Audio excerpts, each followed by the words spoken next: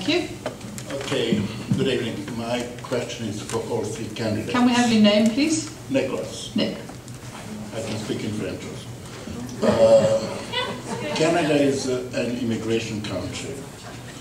I believe that Canada should stop being an immigration country. Expectations and ambitions of the Canadian ruling class are not very high, and the immigration in the last year, I don't see that they can meet your expectations, plus the conflicts who will arise.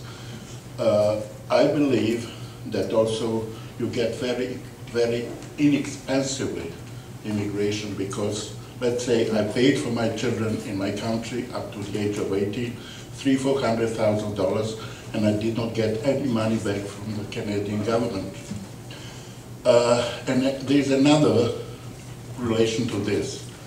If Canada relies on its own population, it is much more complex politics, because in that case Canada must have a round, not outward-oriented economy, just have cheap labor and export oil and manufactured produce of American companies in Canada, but Canada will have to produce a rounded economy. That means to make offer a supply for the whole population which will have money to buy, not to work for low wage for export. Okay, so I can summary. You're asking for comments on the immigration policy on immigration of the country. Will all implicate. Thank you. You've got your point. In that case, Stephen Harper would be expelled to the north to defend north. So we're asking for questions on the immigration policy. Thank you. Thank you. Sorry, we're not here to listen to your speech. Don't make a speech. Okay, Alan. No, it's just we didn't ask for a speech. Thank you, Alan. Well, thank you. Nicholas, you've made a couple of points with respect to our problem of cheap labor and relying on oil for our support. And you make a good link there, because we really should be refining more of the products that come from oil. And I have to say that you know, we are an exporter, and we have a problem with foreign investors, in particular China, that are looking at trying to take over our natural resources. What we need to do is find the highest value added to create jobs here in Canada. And that is one place where I don't think that we have been as effective as we should. But I don't believe that in a global society we can just say that we can hide behind either tariff barriers or barriers that would stop immigration. I think we need to have immigration where people have the tools to do the jobs that we need, but we need to have a strategy here in Canada to use them, whether they're at home here or whether they're immigrants that are coming here. Thank you.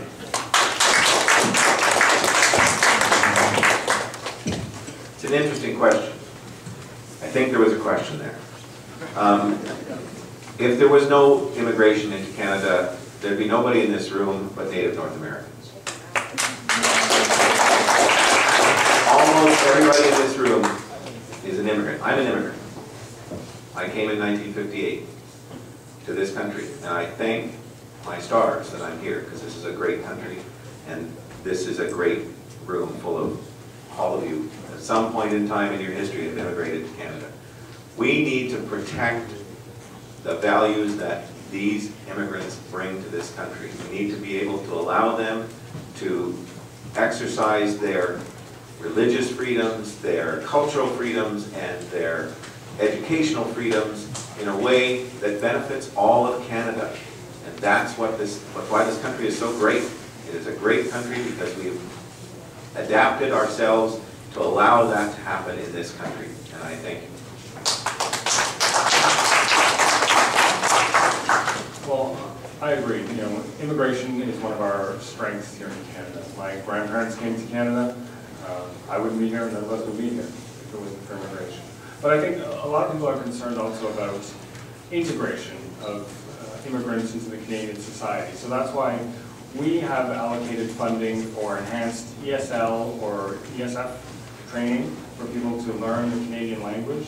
We want to give people the tools that they can use to integrate with the Canadian society. And that includes helping people with professional designations in their other countries become working in that field in Canada. And a lot of times, you know, it can't happen right away, but we want to provide a transitional path for them, right? Not just say, that piece of paper you have is worth nothing. We have to assess it, make sure it's valid here in Canada, and then mentor them and allow them to start practicing it. Thank you.